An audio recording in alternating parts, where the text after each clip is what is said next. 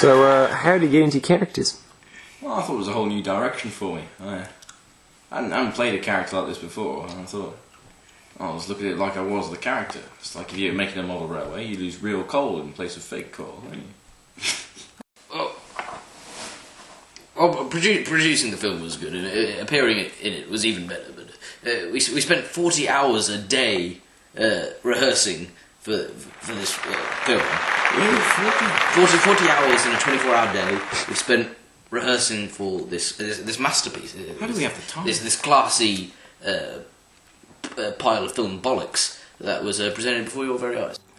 What is your favourite scene in the film, and why? Well, it had to be when the mysterious bloke in the tuxedo and the moustache with the bowl hat, he bungee jumps off a cliff, straight into a volcano, but he comes back up and he's completely alive. Yeah.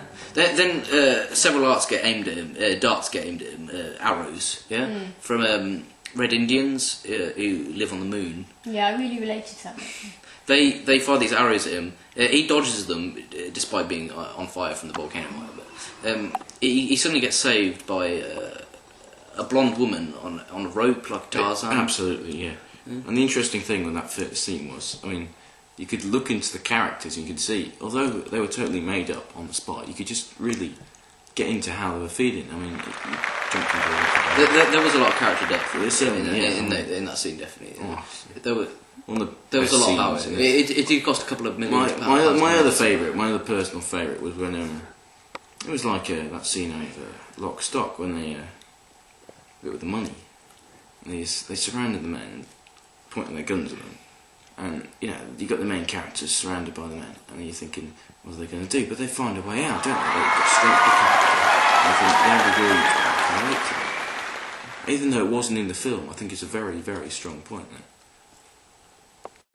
Did you use a time travel machine to fit all the time? It had nothing to do with that. I'll fill this one. Alright. What we used was a time capsule. We filmed certain parts of the film, we buried them in a hedge maze, we dug them up, then reused them later on. And it didn't matter if they were irrelevant, because the film, you'll notice the film itself, one of the true geniuses of this film is you can watch any scene in order with any other scene in the film. It all appears just the same as the original film. You'll notice that there's no coherence, is there? That's the beauty of it. How did you dig the time capsule up? Did you use like candy floss, or did you just use a spade? I think you can. Yeah. We got a group of Egyptians to dig up the. We didn't pay them, but we basically. They were slaves. You could say that. You could say that. They did have homes. So we just got them to dig. They were orphan slaves. They were, however, with their families, as their families were pressed into. Well, we asked them nicely. They were at gun or sword point. I'd call it compulsory service. We asked them nicely if they'd mind fucking digging that capsule out of the ground, you scum. They complied. I mean, they don't have a choice. We killed a few of them off. It's what we did. I think it's for a good cause, though. Their lives were pointless. I might maybe getting into deep shit here with the media or the police or whatever, but their lives were worthless. So this is me talking, but I think it was worth the production you see today. For your eyes, isn't it? This film. Oh, worthless. On the scale of maybe, I'll say worthless is a chewing gum wrapper. Well, you could get. And they're compared to maybe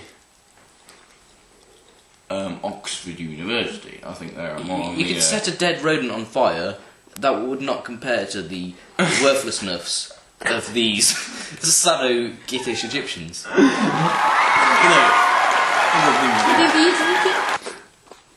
No. That's where we got them from. They're not fake Egyptians. They're real Egyptians. I was there. You can buy Egyptians in Took them Tesco's. from their homes, you know, like a real man. No one. We didn't order them like a catalogue. Did you pay for them? And you well, they were on offer. It's buy one Egyptian, get 200 free. That's good. And they were only 20p as it was, which was a lot of money there. I think the survivors are still partying on that 20p, to be honest. But yeah, it was good production. I think when we could have done it without the slaves. I could. You think so, really? Yeah. And if this film wins an award and we go onto stage, and I'll have to I'd have to dedicate the award to the slaves we had working for it. Do you know what? Are you sure about that? And what about? Do you know all their names? I don't know any of the names. We just call them 1A, 1B, 2F. That sort of I thing. call them all slaves. Basically, really, call them to be sort of, honest. sort of. I think, industrial. I don't think they deserve a dedicated. They didn't have that big a role in the production of this film. I mean, it was what did they do? Died? I mean, What? The naked tan bodies did a lot of work for us. we built our foundations on their corpses. I'll admit that. Talking of naked tan bodies, what is your opinion of we need to- Perry's page? Enough questions. Enough questions. We need to wrap up here. We need to wrap up. Okay. Thanks for your time. Fuck off! Sponsored by Foster's. Yeah, I'm with that.